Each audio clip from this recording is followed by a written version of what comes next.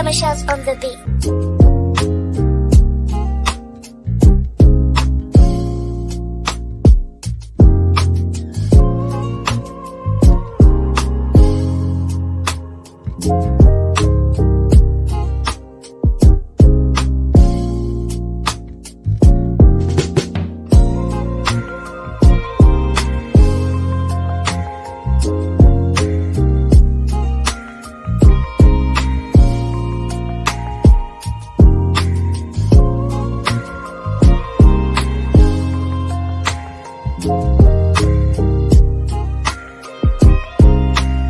Skirmishes on the beat. 30 hertz straight up.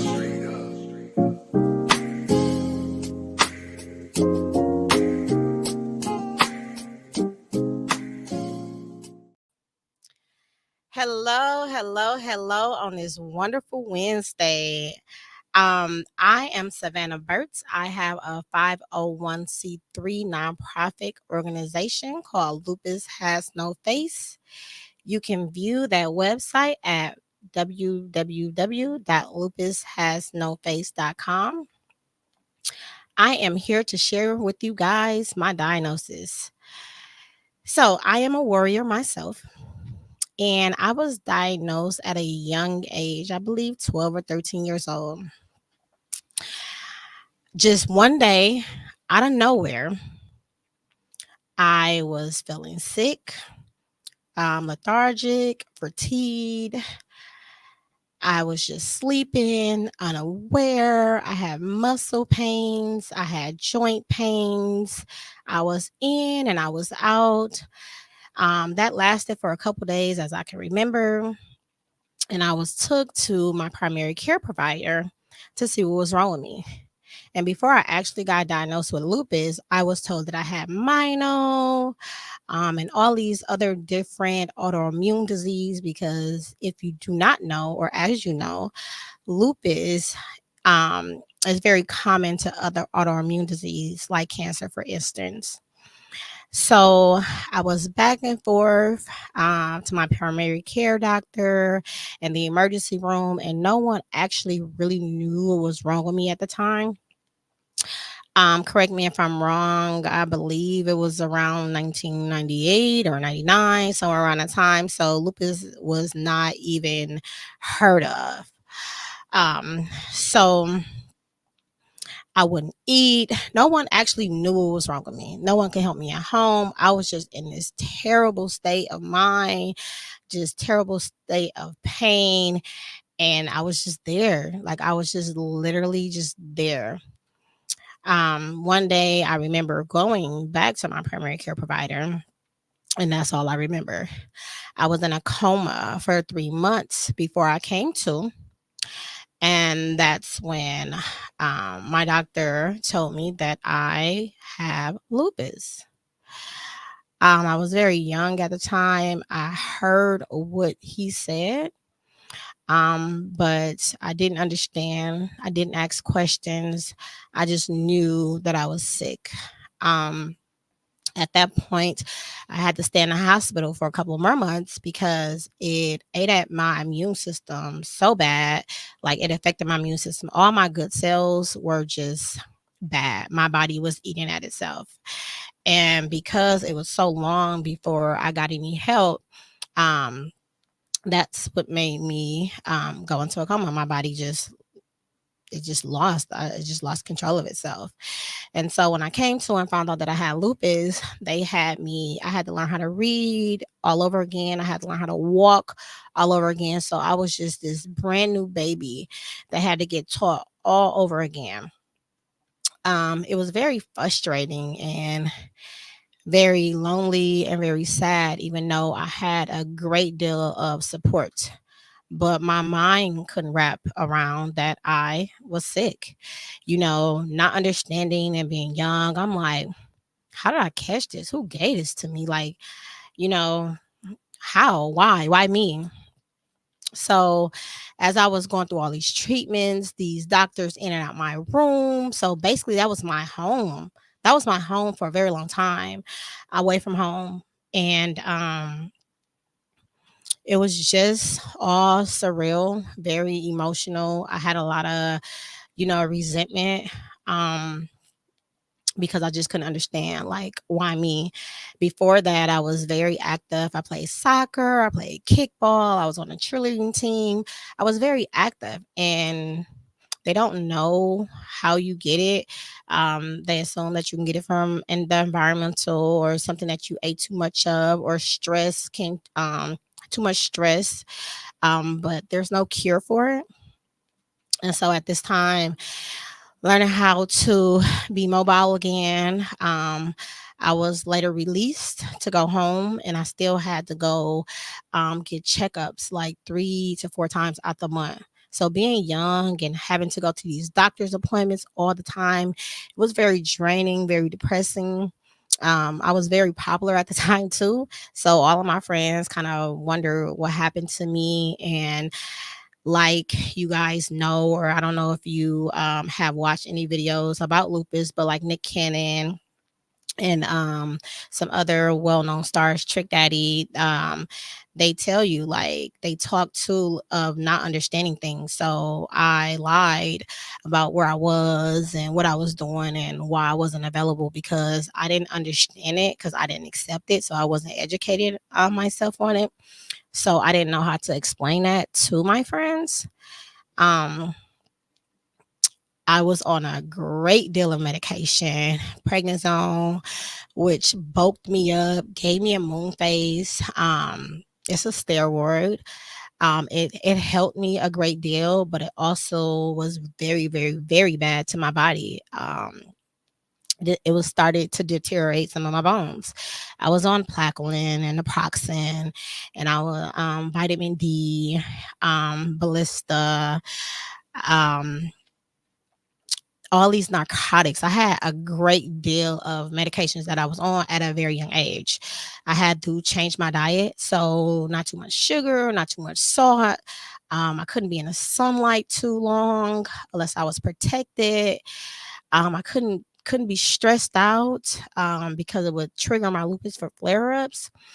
So again, just being at a young age, going through all of these changes so quickly, um, I just I was alone, and it was just very heartbroken for me.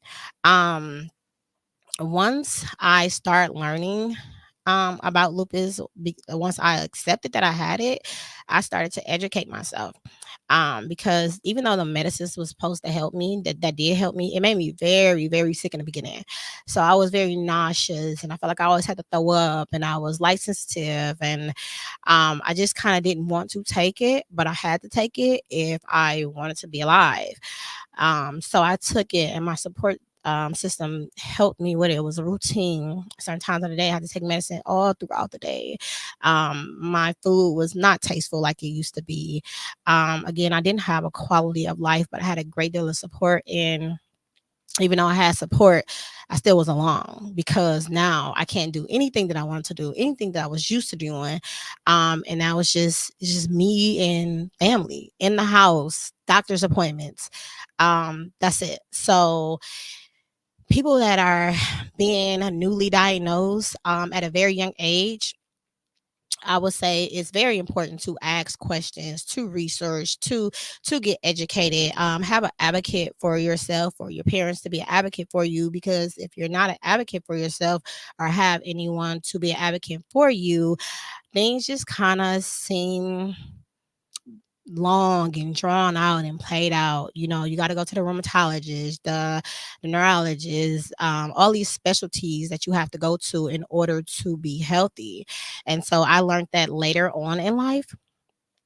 Um, so for people that are newly diagnosed at a young age, it's very important to actually follow the rules, because I didn't follow the rules. And if you're already sick, you're going to get sicker. So if the doctor is telling you to do something, or your mom and your dad is telling you to do something, and you have your support system and you have your friends, I wouldn't suggest lying to them, because you need your friends to come over to, even though they don't understand. It's kind of like, like-minded people at the same age. It can kind of brighten up your day. But again, I didn't learn that until later on in life. Um, so that is really um how I got diagnosed and found out that I had lupus, which um prompt me to start my own nonprofit organization called Lupus Has No Face, because when I did accept that I had lupus, there was no one that I can relate to, and there was nothing out there for me that spoke to me.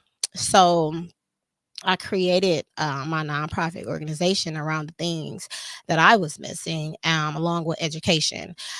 So, like, when your hair start falling out, and why is your hair start falling out, and they teach us to be beautiful from the inside out. But when you're going through an autoimmune disease, it's kind of hard to do that. So I teach our warriors how to take care of their hair, the resources to go to a dermatologist to do the treatment for their hair, and also to suggest certain wigs that they can wear to still feel beautiful outside, from within. I also teach makeup classes where we're getting lesions on our face from the sun, and that cooks from inside out, and you have this red, purple, or black mark on your face, and you're being insecure about it. So I'll teach how to apply a natural makeup application, just so you can feel beautiful. Because if you feel beautiful, you act like, you act beautiful, and you have a better day, and you're more productive. I also teach accepting what you have, because once you accept what you have, you now can learn about it, be educational about it, and be your own advocate about it, because no one knows your body better than you.